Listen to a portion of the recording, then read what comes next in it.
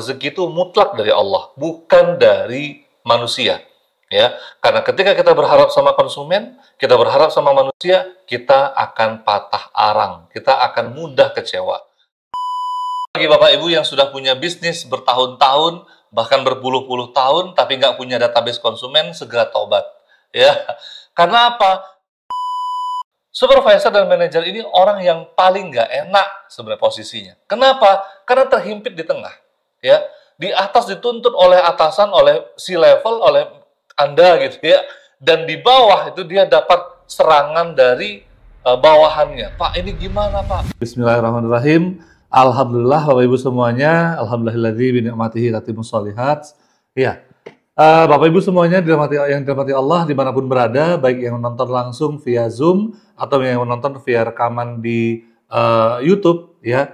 Selamat datang, ya. Selamat bergabung di sesi Tunas Bantu UMKM Naik Kelas, ya. Dimana di sini kita masih memberikan free, ya. Siapa tahu nanti berbayar loh, ya. Jadi mumpung masih free, coba kita maksimalkan semuanya, gitu ya. Dan Bapak Ibu bisa mengakses ini di YouTube ketika ingin mendengarkan ulang ya materinya, karena materi ini dahsyat banget Bapak Ibu semuanya. Ya seperti kata Coach Ari tadi, ada blueprint bisnis berkah. Jadi biasanya kan orang membangun bisnis itu ya udah bisnis aja, nggak disangkut pautkan dengan agama, tidak disangkut pautkan dengan akhirat. Padahal kita semuanya tahu Bapak Ibu semuanya bahwa dunia dan akhirat itu menyatu gitu ya. Bagi kita orang Islam, bagi kita seorang yang kaum muslimin, tujuan hidup kita adalah akhirat ya. Jadi sangat disayangkan jika kita membangun bisnis tapi ujungnya malah membuat kita repot sendiri di akhirat. Malah makin membuat kita hisabnya makin panjang, makin rumit. Kenapa? Karena kita banyak membuat kezaliman, ya. Karena kita banyak membuat kerusakan, karena kita banyak membuat hal-hal yang tidak adil yang sehingga membuat kita hisabnya semakin berat dan malah membuat kita masuk ke neraka. Nauzubillah min dzalik ya. Maka malam hari ini saya ingin membantu Bapak Ibu semuanya bagaimana kita bisa membangun bisnis yang berkah. Nah, jadi saat bisnis menjadi jalan menuju surga. Masya Allah ya. Nah, ini adalah lanjutan dari materi yang sebelumnya, di webinar yang sebelumnya Bapak Ibu semuanya. Di mana webinar yang sebelumnya itu kita juga membahas masalah bisnis berkah tapi dari sudut pandang CEO. Qadarullah kemarin itu di minggu sebelumnya itu kita internetnya sempat terputus. Saya dapat kabar dari istri saya ternyata ada insiden lah begitu yang membuat internetnya terputus sehingga tidak bisa rekamannya full ya, sehingga kita tidak bisa posting di YouTube. Mudah-mudahan kita doakan, kita minta sama Allah SWT, mudah-mudahan Tunas malam hari ini lancar ya, sehingga Bapak Ibu bisa mendapatkan ilmu yang utuh, bisa diterapkan dan menjadi amal jariah buat kami dan buat kita semuanya, sehingga apa yang kita berikan, apa yang kita tanam, kita bisa panen nggak cuma di dunia tapi juga di akhirat. Amin ya rabbal alamin. My Coach, the great online business coach. Nah, poin-poin pembahasan malam hari ini adalah ini menarik sekali Bapak Ibu semuanya. Yang pertama adalah falsafah bisnis berkah. Tentu kita tidak bisa mengurai semua materi falsafah bisnis berkah ini pada malam hari ini karena keterbatasannya materi kita hanya 1 jam, ditambah lagi nanti tanya jawab 30 menit. Ya, sehingga tentunya kalau mau kita bongkar falsafah bisnis berkah ini satu poin bisa 1 jam sendiri. Ya, nah sementara ada poin lagi yang harus kita bahas adalah bagaimana menata pondasi spiritual bisnis. Karena banyak sekali kita temukan di lapangan, ya, bisnis jalan tapi karyawan ya malah menyelisihi ajaran Islam. Ya, pas lagi azan nggak sholat, malah ngerokokan. Ownernya merasa, aduh, coach, saya nggak bisa maksa, coach. Saya udah bilang, saya udah ajak sholat, tapi gimana, coach, gitu ya? Itu di luar kendali saya. Padahal nih, kita bisa membangun budaya spiritual. Padahal nih, sebenarnya kalau kita mau renungkan, dia dengan Allah, dengan Tuhannya aja dia nggak nurut. Apalagi dengan kita, bosnya. Siapalah kita? Kita cuma manusia yang bisa dikhianati. Ya, tapi kalau dia taat sama penciptanya, insya Allah dia akan taat sama bosnya. Makanya banyak sekali kehilangan-kehilangan, fraud, dan segala macam permasalahan di bisnis. Kenapa? Karena satu hal, pondasi bisnis itu tidak kuat. Cuman dibangun di atas dunia. Dia bangun di atas untung dan rugi, tidak membangun bisnis secara jangka panjang. Nah, malam hari ini kita akan kupas bagaimana membangun tim dengan value, seperti yang saya katakan tadi, ya. Bagaimana membuat budaya tim itu menjadi budaya Islami, ya. Pas jam sholat kita tutup, ya, semuanya yang laki-laki berjamaah, gitu ya, yang perempuan juga, ya. Kemudian bagaimana kita bisa mengajarkan teman-teman kita, karyawan-karyawan kita untuk hijrah, untuk mereka mengenal sunnah, untuk mereka mengenal Al-Quran, untuk mereka mengenal Rabb-nya, ya, melalui apa? Bisa melalui program-program sebelum membuka bisnis, ya, kita ngaji dulu masing-masing. Terus nanti setiap bulan, ya, ada pengajian rutin, atau setiap minggu, setiap pekan ada kajian rutin yang kita datangkan ustadz yang memang ustadz yang lurus, ya, bukan ustadz yang main-main gitu ya, tapi ustadz yang mengajarkan Al-Quran dan Sunnah di atas manhaj yang benar, sehingga apa? Sehingga semakin kokohlah keyakinan kita dan tim kita terhadap rezeki, bahwa rezeki itu mutlak dari Allah, bukan dari manusia. Ya, karena ketika kita berharap sama konsumen, kita berharap sama manusia, kita akan patah arang, kita akan mudah kecewa. Nah, bagaimana kita membangun tim yang kokoh? Nah, sehingga apa? Sehingga bisnis kita akan bukan cuma autopilot, tapi berkah, gitu.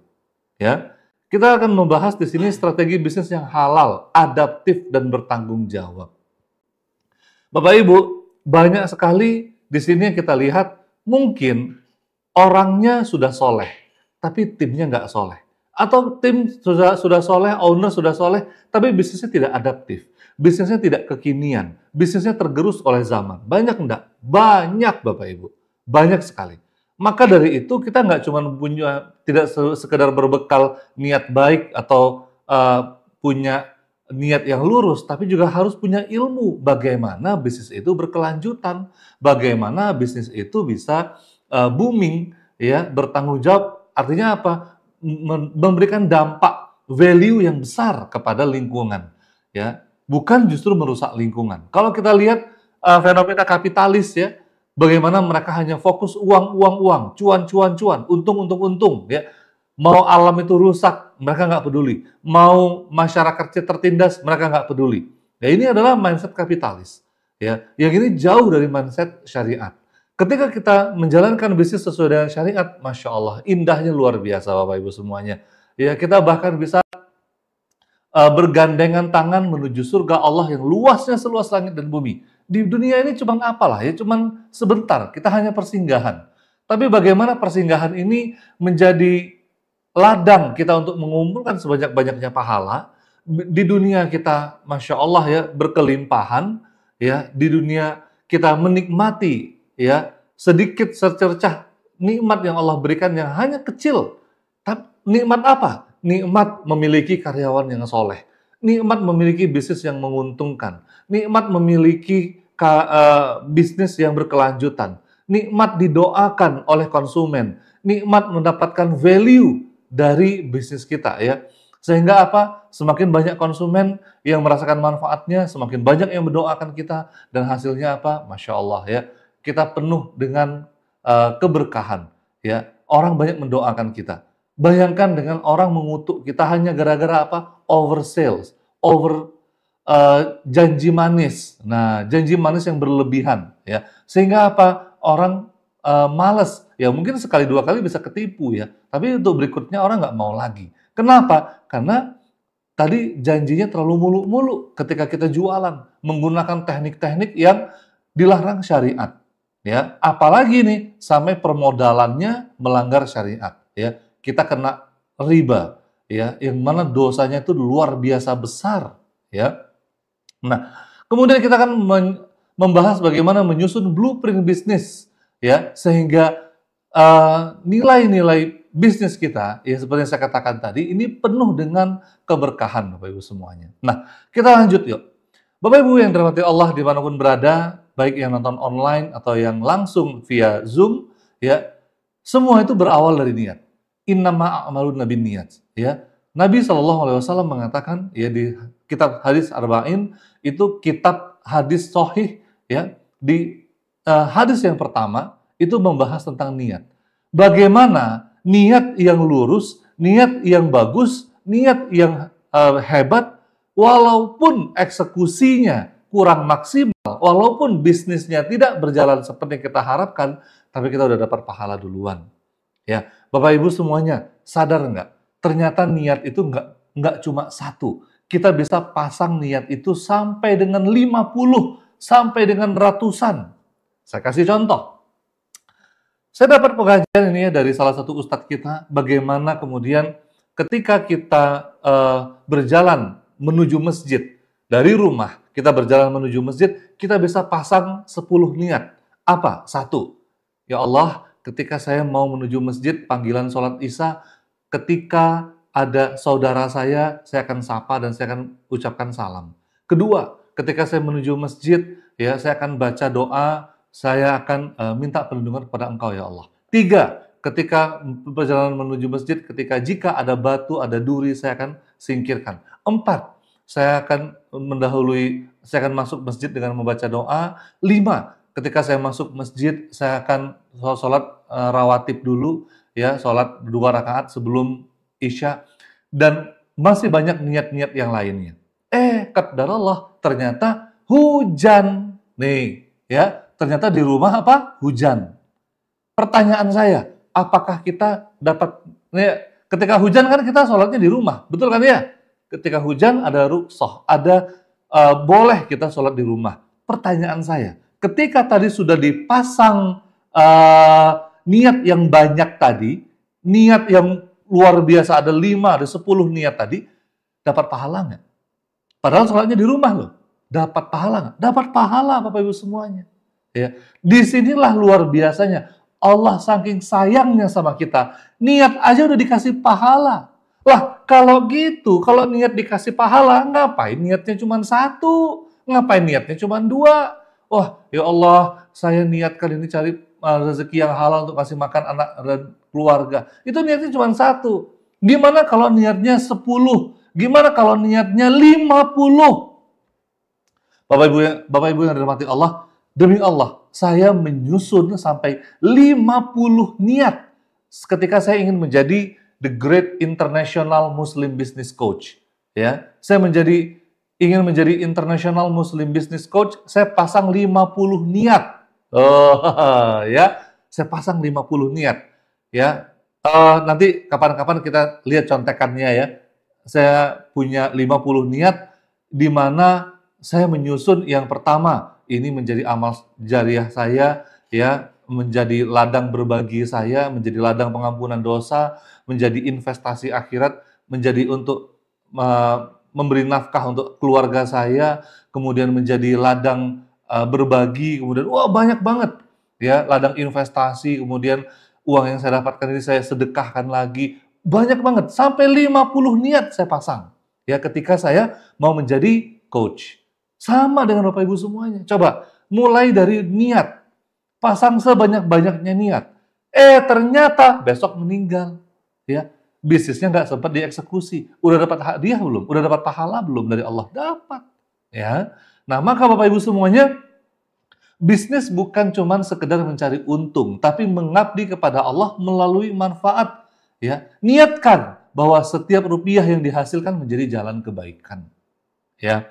Ini kebetulan salah satu klien kita, Pak Nelwan, ya, mau membuat bisnis bengkel ya, Pak Nelwan ya. Nah, kita niatkan, ya Allah, saya niatkan membuat bengkel ini untuk mobil orang tuh pada sehat, ya, pada bagus semuanya. Kenapa? Karena kalau mobilnya bagus, mobilnya sehat, dia bisa beribadah, dia bisa membawa anak istrinya untuk mungkin silaturahmi, ya, untuk menjadi jalan kebaikan.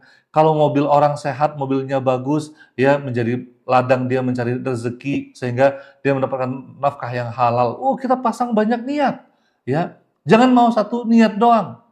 Kita mau setiap rupiah itu menjadi jalan kebaikan, ya. Bagaimana setiap produk itu memberikan kemaslahatan bagi banyak orang, ya. Nah, ini Bapak Ibu semuanya, ya.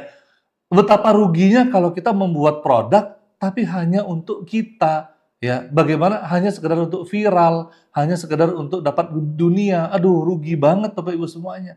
Ya, bagaimana setiap kita, Bapak Ibu mungkin produksi mie, ya, atau produksi makanan, atau bisnisnya fashion. Bagaimana bisnis kita tadi bisa menjadi ladang kita mendapatkan pahala.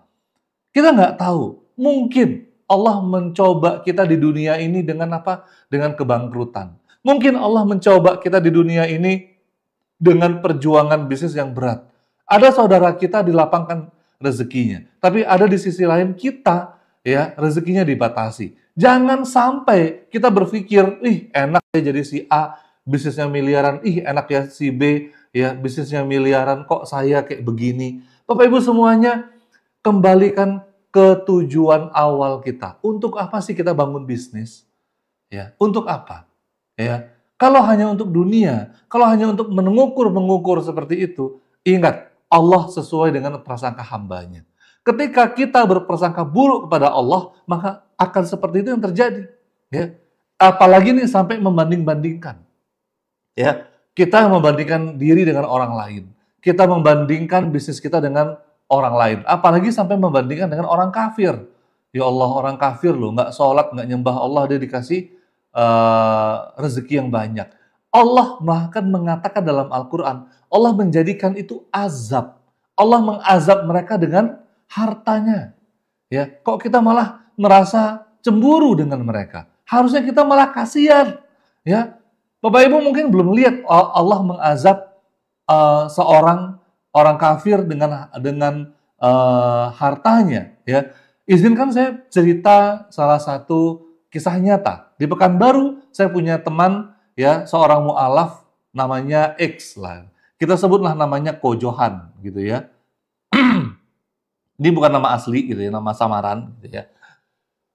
Kojohan ini mu'alaf, ya. Beliau cerita, "Coach, saya sebelum masuk Islam itu saya hampa. Duit banyak, Coach, aset banyak, tapi saya nggak tahu ini mau dibawa kemana. Setiap malam saya takut kalau yang sebelah sana kebakaran. Kalau yang sebelah sini saya kecopetan atau dimaling sama karyawan saya. Takut kalau bla bla bla bla." Ya, belum lagi beliau takut kalau mati. Ya, beliau nggak tahu kalau mati mau kemana. Ya, nah, Bapak Ibu semuanya, beliau setiap malam nggak bisa tidur kecuali minum obat tidur. Setiap malam. Ya, kecuali dia mabuk-mabukan sampai teler, baru dia tidur. Kita nggak ngelihat episode itu. Kita hanya melihat dia naik Alphard, propertinya banyak, bisnisnya miliaran, ya. Kita nggak tahu bahwa Allah sedang menyiksa dia. Ya, melalui apa? Ketidaknyamanan hati. Allah menyiksa dia melalui gonjang-ganjingnya hatinya tadi, labilnya hatinya tadi, ketakutannya akan kehilangan harta. Ya, maka Bapak Ibu semuanya, ya, di sini penting untuk niat kita, ya, membangun bisnis ini sebagai sarana ibadah, ya, bukan hanya kompetisi, ya. Kalau cuma kompetisi hebat-hebatan untuk apa, Bapak Ibu?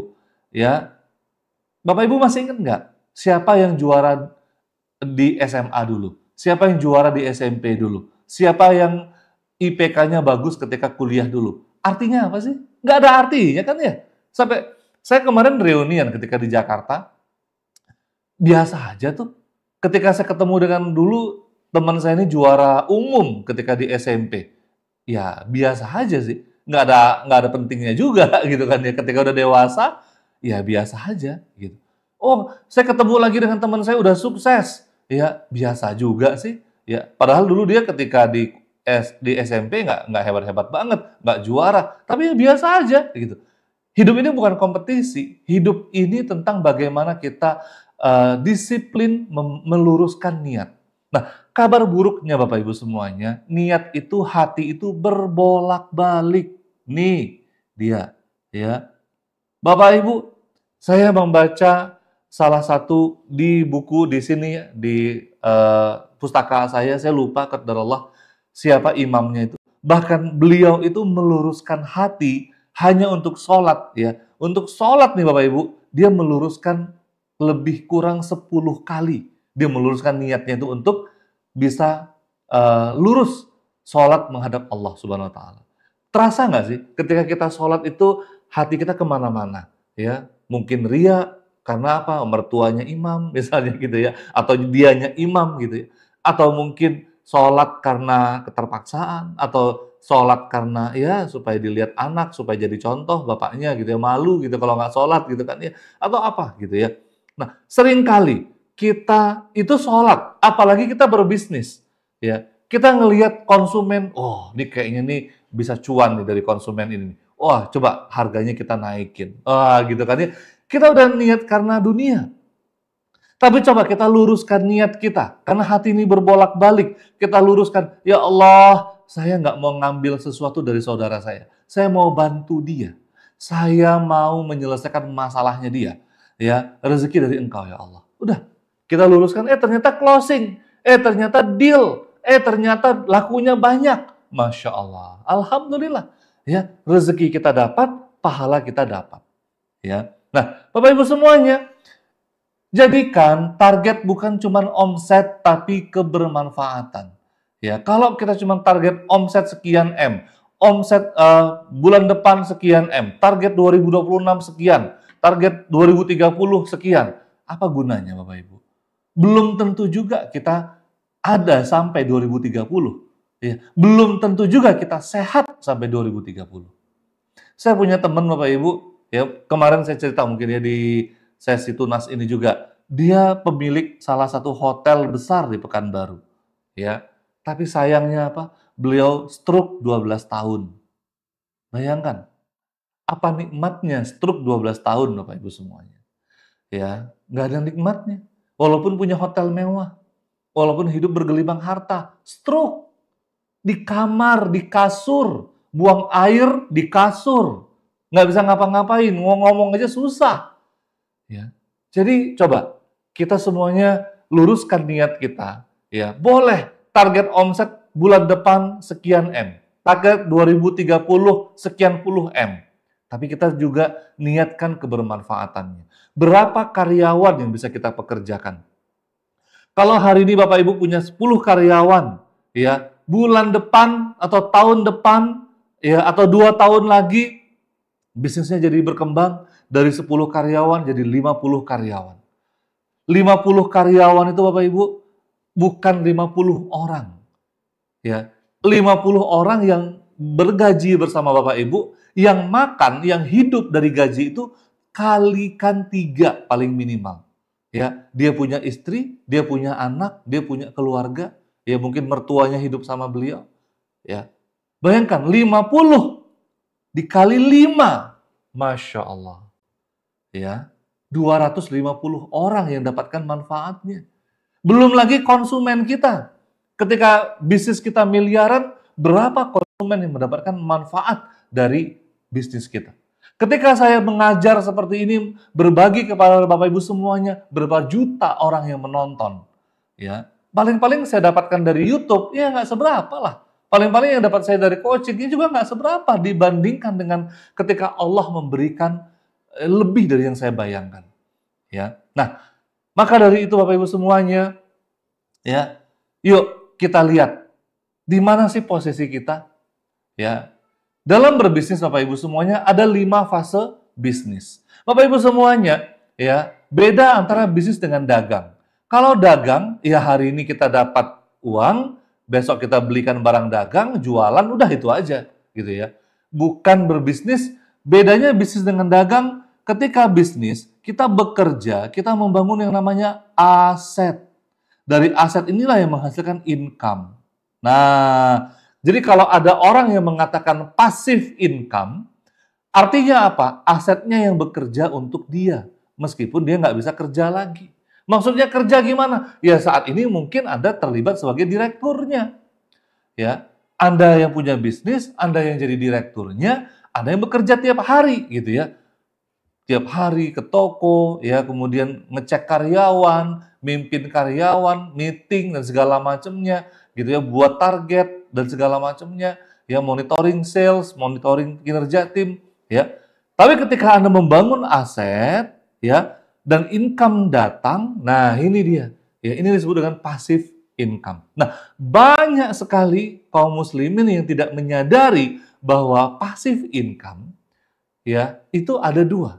Ada passive income yang mendatangkan dosa jariah, ada passive income yang mendatangkan amal jariah.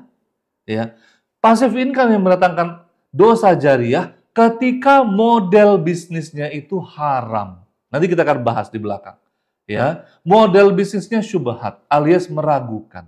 Nah, pada malam hari ini di 5 fase tangga bisnis ini kita akan melihat bagaimana aset ya itu bisa membantu kita mewujudkan bisnis yang naik level, yang naik kelas. Karena saya yakin malam hari ini Bapak Ibu yang nonton ingin bisnisnya naik kelas, bukan cuma sekedar halal, tapi juga naik kelas. Nah, kelas yang pertama, fase yang pertama adalah fase omset, di mana kita di sini adalah fokusnya omset dulu. Nah, ya, di sini fase awal banget. Ya, jadi bagi Bapak Ibu yang membangun bisnis gitu ya, atau baru merintis bisnis, mungkin di posisi fase omset ini, di mana kita belum tentu dapat untung, di mana kita masih berinvestasi, investasi di aset ini, ya banyak investasi di gedung, investasi di barang dagang, investasi di kendaraan, investasi di tim, investasi brand, investasi semuanya, ya. Tapi Bapak Ibu semuanya yang jarang orang ketahui, investasi adalah di database, ya. Kalau bagi Bapak Ibu yang sudah punya bisnis bertahun-tahun, bahkan berpuluh-puluh tahun, tapi nggak punya database konsumen, segera tobat. Ya, karena apa? Karena database konsumen inilah yang membuat bisnis kita bukan cuma survive, tapi naik level. Maksudnya gimana, Coach? Sekarang kita hitung, Bapak Ibu. Ya, ketika Bapak Ibu jualan, ya, nyimpan nggak data mereka? Ya, datanya maksudnya apa, Coach? Nama, nomor WA, alamat. Bukan cuma sekedar itu, sampai Instagramnya, ya, sosial media Facebooknya, TikToknya, gitu ya. Kemudian dia kesukaannya apa, habitnya apa, itu kita olah. Contoh, Bapak Ibu mungkin jualan makanan, ya. Kalau kita jualan makanan, kita terhukum oleh tempat. Kalau memang kita tempat gitu ya, kalau kita memang buka bisnisnya itu ada tempatnya, maka kita terhukum oleh jarak. Orang yang makan makanan kita itu jarang banget mereka yang dari jauh-jauh jaraknya, kecuali mereka lewat. Mungkin kerjanya di mana, rumahnya di mana, ngelewatin sambil pulang ke rumah, mereka bisa mampir. Ya, maka Bapak Ibu semuanya sangat sayang Bapak Ibu kalau nggak punya database. Kita nggak bisa membangun pelanggan, tidak bisa membangun konsumen menjadi pelanggan. Harusnya mereka yang tadinya cuma tahu, itu kemudian bisa menjadi pembeli. Setelah mereka beli, mereka bisa menjadi pelanggan. Setelah mereka pelanggan, mereka bisa mereferensikan ke teman-temannya. Nah, inilah fase awal banget. Sehingga ketika omsetnya sudah mulai puluhan juta, ratusan juta, kita masuk ke fase margin. Di mana kita sudah mulai punya produk market fit. Di sini produk kita tuh makin menyempit, bukan makin melebar. Ini yang banyak kesalahan UMKM. Ya, ketika bisnisnya makin lama, dia makin melebarkan sayap, padahal bisnisnya belum settle, ya, masih naik turun kayak roller coaster. Tapi udah punya banyak produk, varian produk. Padahal punya banyak varian produk itu, gitu ya, itu menyulitkan dia. Karena satu produk itu mungkin satu Instagram atau satu brand itu satu Instagramnya, ya. Jadi kalau dia punya banyak brand, dia punya banyak varian produk, belum lagi penyimpanannya itu di situ akan terjadi numpuk stok di mana uang mati di situ. Ya, uangnya nggak berputar, ya karena stoknya menumpuk. Nah, maka kalau kita mau naik level Bapak Ibu, temukan produk market fit ini. Ya, maksudnya produk market fit gimana, Coach? Produk dengan konsumennya itu cocok. Bisa jadi ketika di fase omset ini kita jualan itu yang penting. Yang penting ada yang beli, yang penting konsumennya suka, yang penting udahlah ya, palu gada, apa lu mau gua ada. Tapi ketika masuk ke fase margin, kita harus berani menghilangkan produk-produk mana yang kurang laku, itu kita stop. Kita fokus kepada produk yang mendatangkan margin yang tebal. Nah, di sini mulai kita membangun yang namanya sales system. Nanti kita akan bicara bagaimana sistem yang bukan cuma sekedar naik kelas, tapi sistem yang berkah. Sistem yang diridhoi oleh Allah Subhanahu wa taala. Bapak Ibu yang dirahmati Allah, ya. Kenapa kok sales system duluan yang kita bangun? Karena sales ini adalah ujung tombaknya. Ujung tombak bisnis kita survive, ya. Tanpa sales system, bisnis kita akan naik turun salesnya.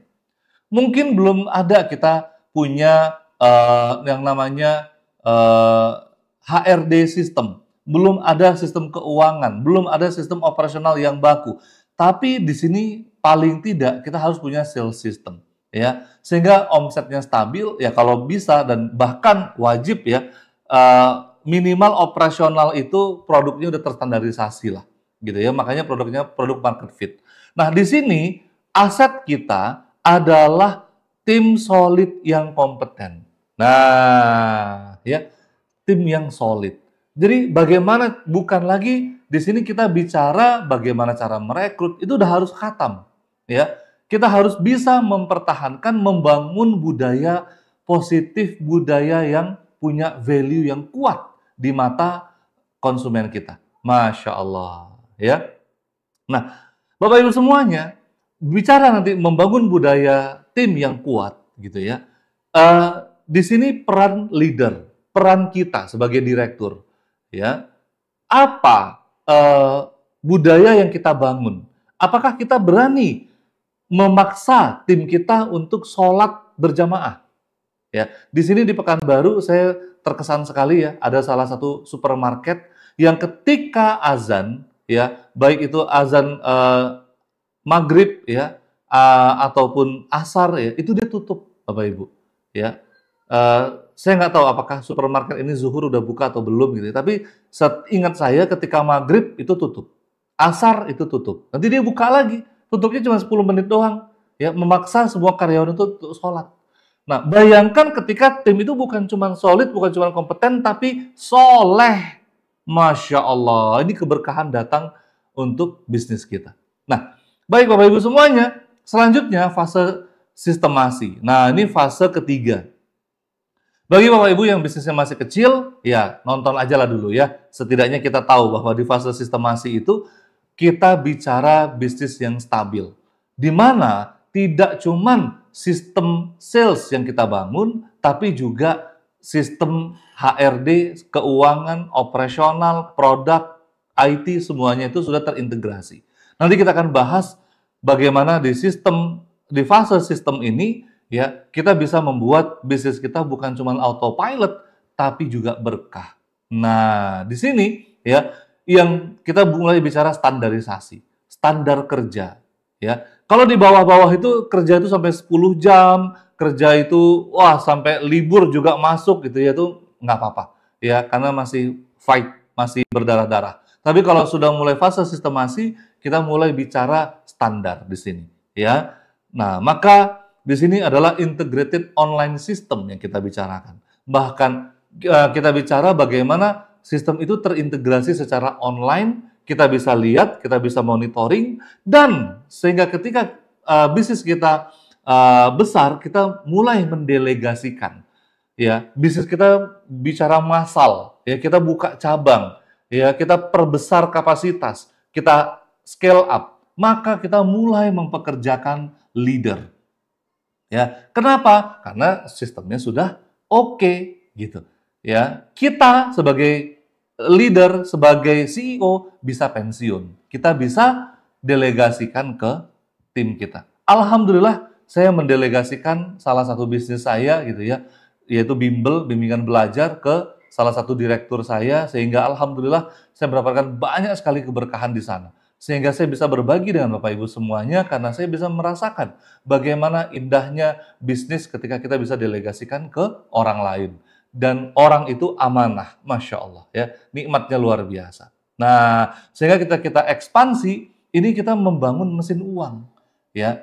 Kita nggak asal ekspansi, nggak asal buka cabang lagi, nggak asal buka bisnis yang lain, ya. Mungkin bisnis kita di bidang otomotif, kita mau buka cabang ke makanan, ya, F&B. Mungkin kita bisnis F&B mau buka ke fashion, gitu ya. Tapi kita harus pastikan kita sudah punya leader-leader hebat dulu yang bisa memimpin bisnis kita.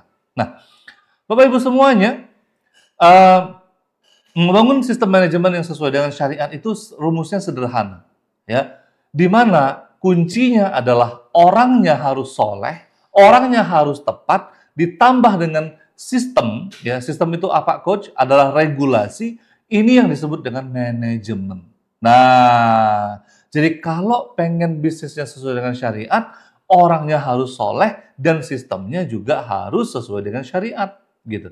Orang-orang yang tadi kita percayai, orang-orang yang dia punya karakter yang baik, punya sifat yang terpuji gitu ya, bahkan dia teruji integritasnya, ini nih. Ya, kalau saya mengkategorikannya, mengakronimkan itu dengan SIP. SIP.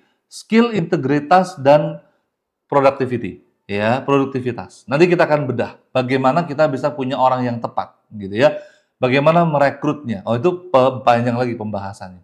Bagaimana dengan sistem yang kuat? Nah, sistem itu nggak mudah dibobol. Karena setiap orang itu punya celah untuk menipu, dia punya kemungkinan untuk berkhianat, tapi dengan sistem yang kuat itu memagari kita, ya, bisnis kita bisa dipagari dengan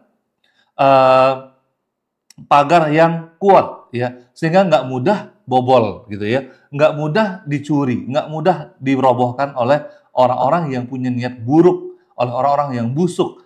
Bahkan orang-orang yang buruk, orang-orang yang busuk tadinya itu bisa berubah. Kenapa? Karena sistem kita. Bapak Ibu bayangkan, orang-orang yang tadinya nggak sholat, orang-orang yang tadinya nggak kenal agama, dia hijrah. Kenapa? Karena ngelihat sistem kita itu syariatnya berjalan. Bukan cuma katanya, tapi budayanya itu sesuai dengan syariat. Seperti yang saya katakan tadi, sholat mungkin dipaksa awalnya. Ngaji mungkin dipaksa awalnya. Pengajian dipaksa awalnya. Tapi lama-lama dia terbiasa, lama-lama dia hidayah menyapa dia jadi orang yang soleh. Masya Allah. Ya. Tadi orangnya tadi busuk, ya orangnya bisa bertransformasi menjadi orang yang baik. Dan ketika orang tadi memang punya skill, dia berkesempatan untuk naik level. Nah, kita bedah yuk. Ya. Di mana orang-orang yang tepat tadi itu kita tempatkan di top manajemen. Top manajemen ini adalah posisi C-level gitu ya. Posisi manajer, posisi direktur, ya, direktur keuangan, direktur marketing, direktur operasional dan sebagainya gitu ya. Nah, penting nih, kalau orang di top manajemen ini tidak kompeten, apalagi tim di bawahnya. Maka bagi Anda pemilik bisnis, kalau Anda tidak mampu memimpin tim Anda coba rekrut orang profesional mendampingi Anda. Atau di sini setidaknya paling tidak Anda merekrut seorang coach untuk mendampingi Anda. Ya, karena bisnis Anda itu tergantung dari kepemimpinan Anda. Kalau Anda aja nggak ngerti bedanya manajemen dengan kepemimpinan, ya Allah, gimana bisnis Anda bisa running well? Ya, kalau Anda aja nggak ngerti bagaimana cara menilai tim, bagaimana cara menilai performa tim, bagaimana memanage mereka supaya bisnis ini bertumbuh dan mereka punya jenjang karir sehingga mereka loyal dengan Anda aja nggak ngerti cara melakukan itu, cara membedah model bisnis, ya kacau Bapak Ibu. Ya, bisa-bisa Anda dimakan oleh tim Anda yang profesional gitu. Ya, maka ini penting bagi Anda sebagai C-level, sebagai pemilik bisnis, sebagai direktur untuk terus mengupdate ilmu. Ya. Selanjutnya, ya di middle management. Ya, middle management itu ada supervisor dan manager. Supervisor dan manager ini orang yang paling nggak enak sebenarnya posisinya. Kenapa? Karena terhimpit di tengah. Ya, di atas dituntut oleh atasan, oleh C-level, oleh Anda gitu ya.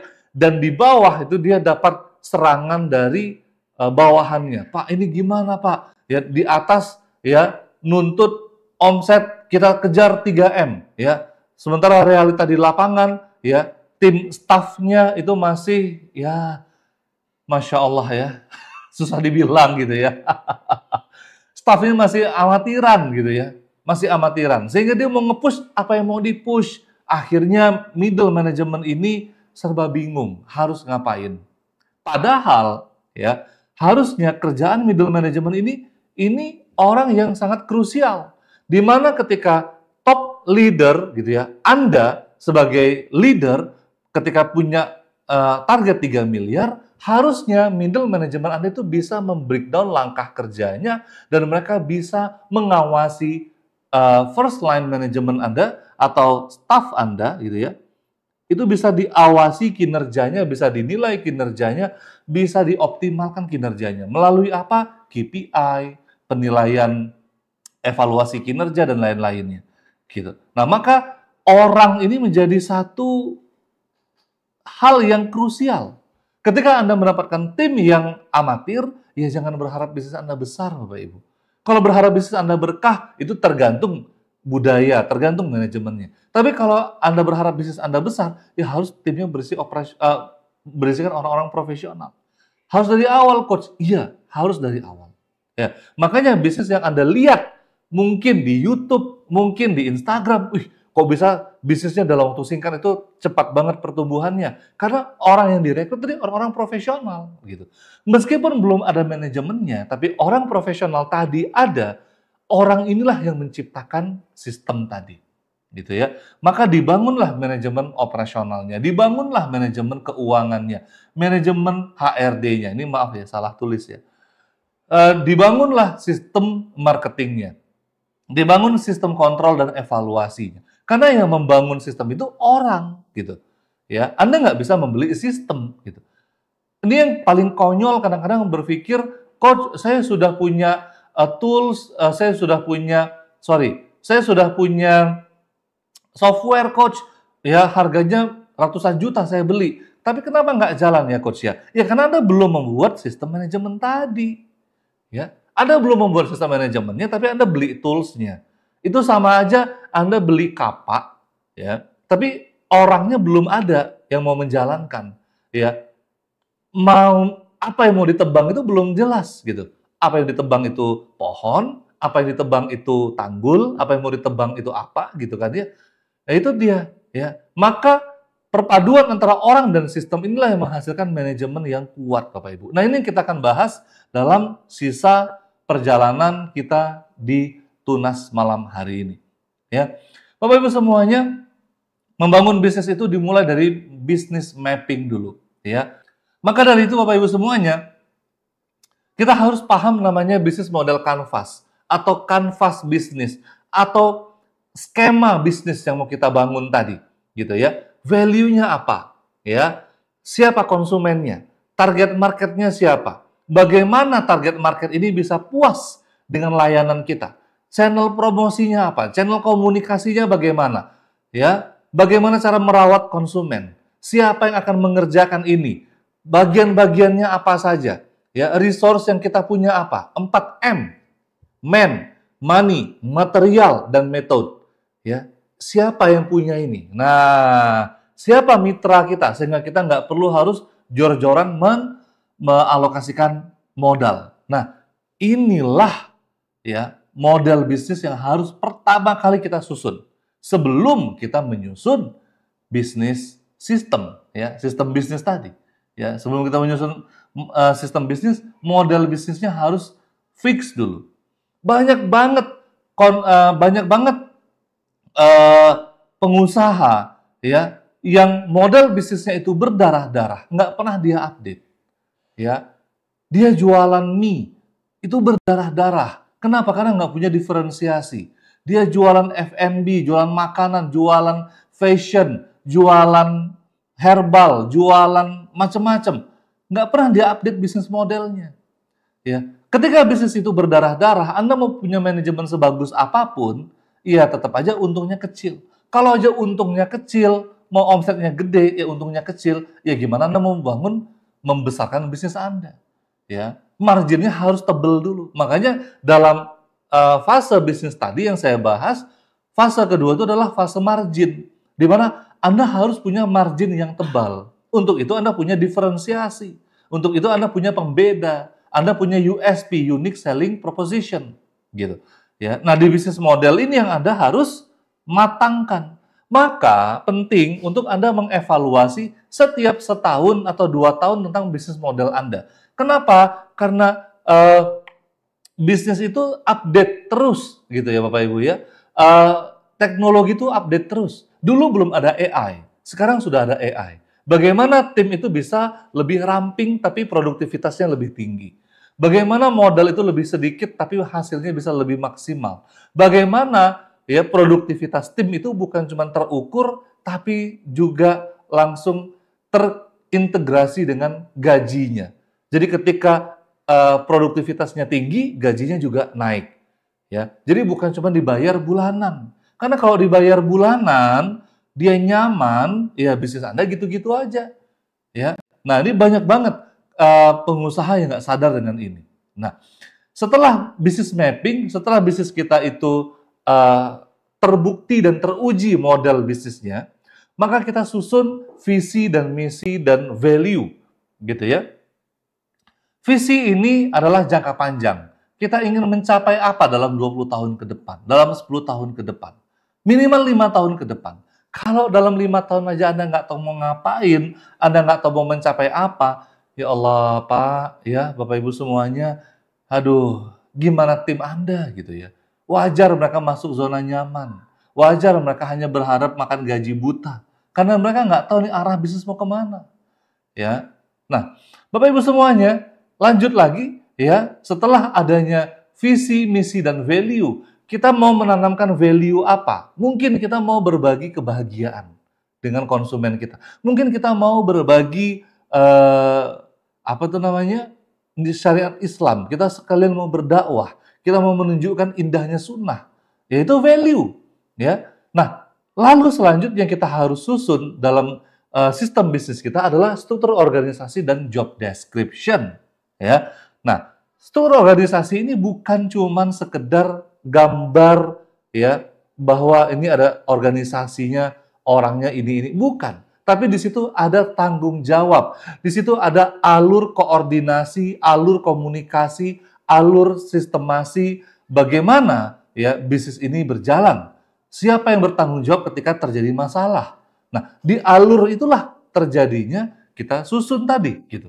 Ya, siapa yang bertanggung jawab ketika terjadi dampak? Dampak apa? Dampak positif atau dampak negatif gitu dari kegiatan bisnis kita. Nah, banyak pengusaha UMKM yang semuanya dihandle-nya gitu ya. Jadi struktur organisasi itu cuma digambar doang gitu ya. Tapi kenyataannya dia handle semuanya ya. 20 karyawan, 20-20-nya dia handle. Ya, mungkin dia punya restoran ya, mulai dari tukang masak, tukang cuci piring, bagian pramusaji, bagian segala macam itu dia handle, kasir dia handle. Akhirnya capek sendiri Bapak Ibu. Nah, nanti malam hari ini saya akan kupas bagaimana membuat struktur organisasi yang efektif, gitu ya. Kemudian, ya setelah kita membangun struktur organisasi yang komplit, gitu ya, kita mulai membangun 4 pilar divisi utama. 4 pilar apa itu coach, gitu ya? 4 pilar, yang pertama pilarnya HRD, marketing, dan operasional dan keuangan. Setelah itu kemudian kita buat matriks kompetensi. Maksudnya matriks kompetensi ini gimana coach? Ya, kompetensi dari setiap tim kita itu standarisasikan. Ya, seorang direktur itu kompetensinya apa saja. Seorang manajer kompetensinya apa saja. Seorang supervisor kompetensinya apa saja. Sehingga bisa dijadikan landasan untuk naik level. Ingat Bapak Ibu semuanya, tidak ada karyawan yang ingin statusnya di situ-situ aja. Ya, dia pasti ingin naik level. Dari staff dia pengen naik jadi supervisor. Dari supervisor dia pengen jadi manager. Atau setidaknya dia pengen naik income.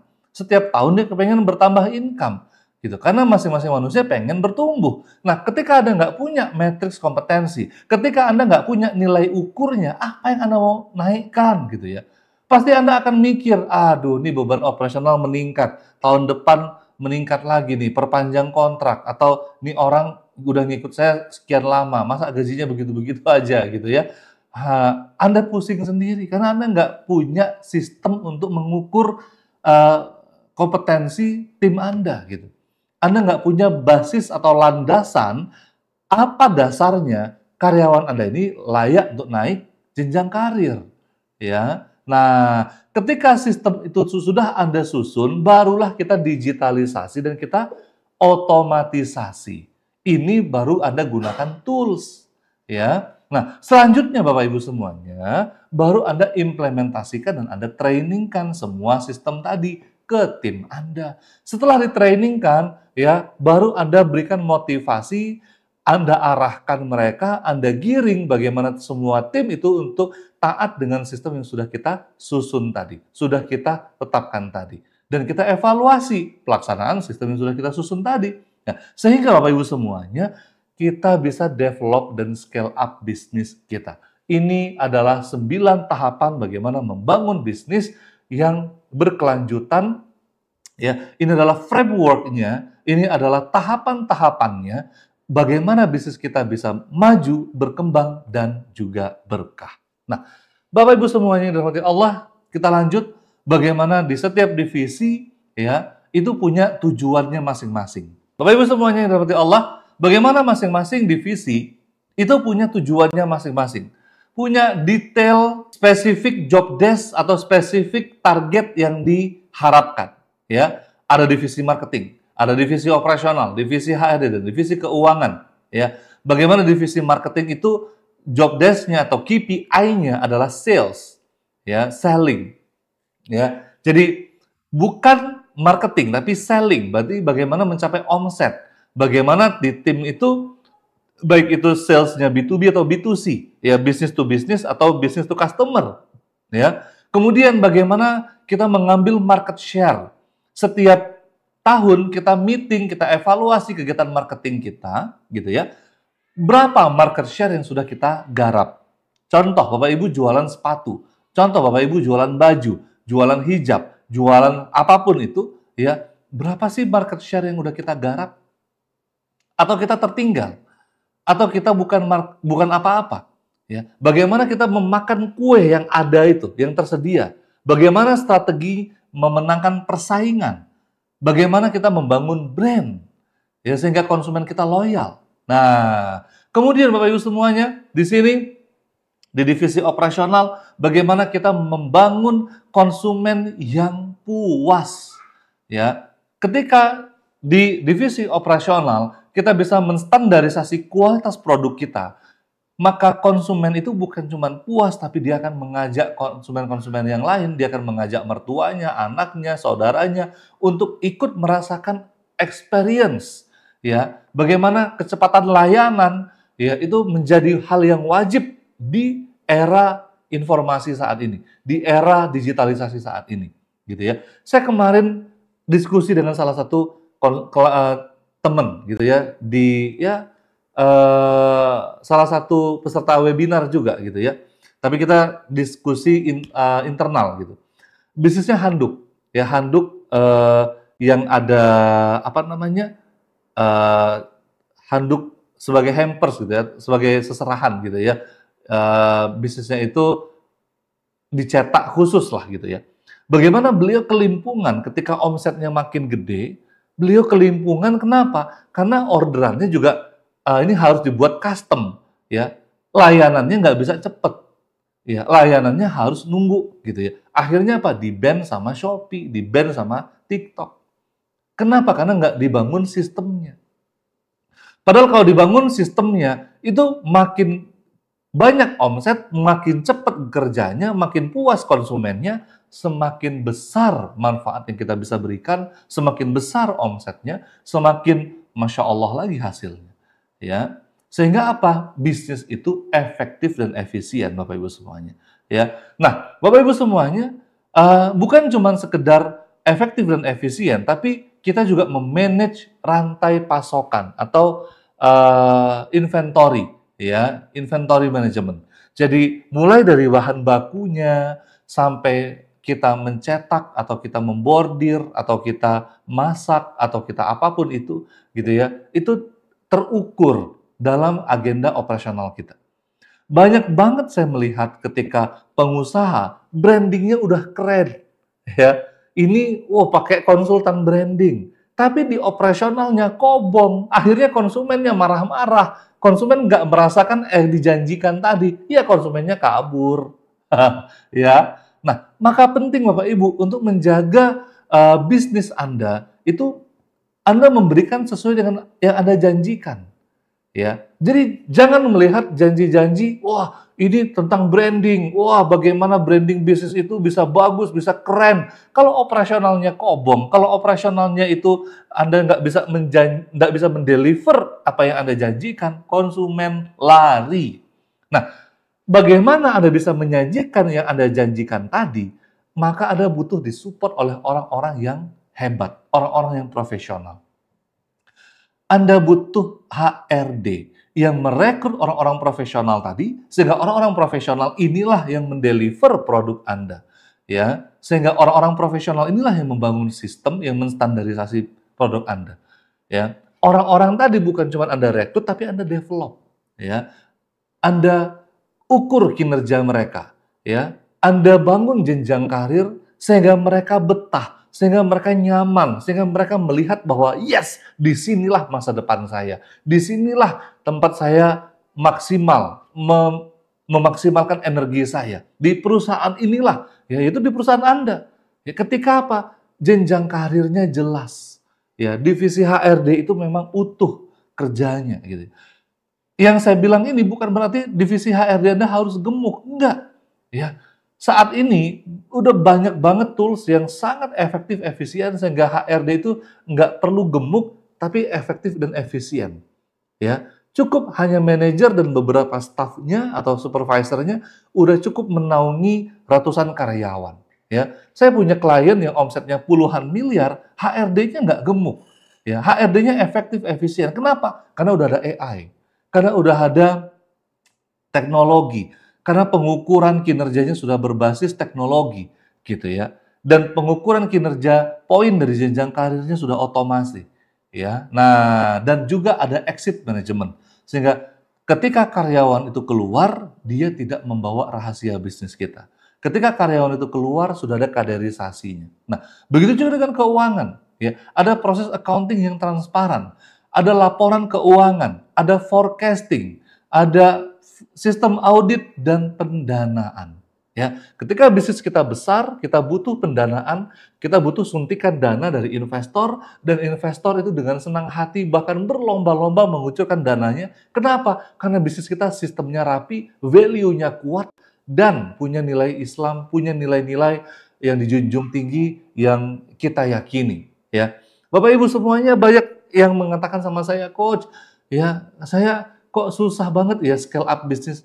Saya mau cari modal di mana? Ini ciri-ciri orang yang nggak tahu bagaimana membangun model bisnisnya dan manajemennya. Kenapa? Karena ketika orang tuh berhasil membangun sistem bisnisnya, model bisnisnya teruji, orang-orangnya kompeten, itu investor yang akan ngejar-ngejar dia, Bapak Ibu semuanya.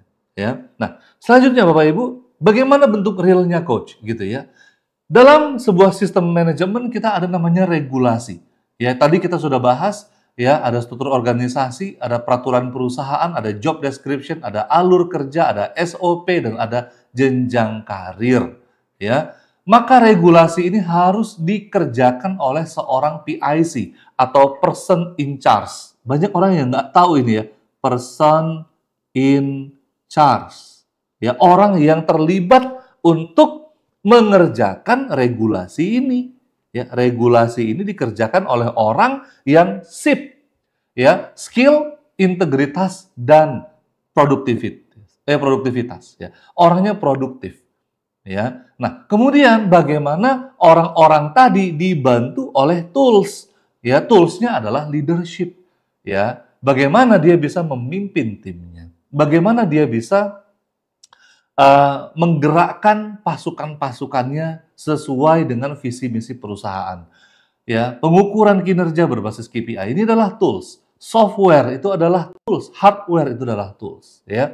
Dan Bapak Ibu semuanya, ya ini adalah contoh bagaimana kita membangun struktur organisasi. Kita lihat di sana, ya, ada direktur, mungkin Anda di sini, gitu ya. Anda punya manajer, ya, ada manajer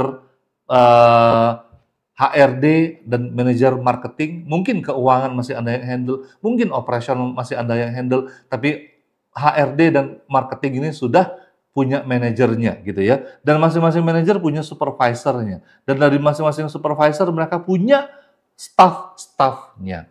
Apa tujuan dari dibangunnya struktur organisasi ini? Yang pertama adalah alur koordinasi. Jadi Anda tidak potong kompas ketika komunikasi. Ini salah besar ketika direktur menegur staf. Karena itu potong kompas banyak banget yang dilangkahi. Ya, ini yang kemudian membuat orang-orang di level tengah, baik itu manajer dan HRD, itu tidak dihargai oleh staf Anda.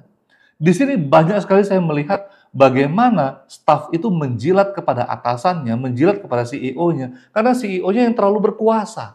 Padahal kekuasaan itu harus Anda bagi, wewenang itu harus Anda bagi kepada orang-orang yang sudah Anda tunjuk tadi. Ya. Kemudian di sini Anda jalur instruksi. Ya, ketika Anda membuat goals, seperti yang saya katakan tadi, goals Anda 3M, 5M gitu ya.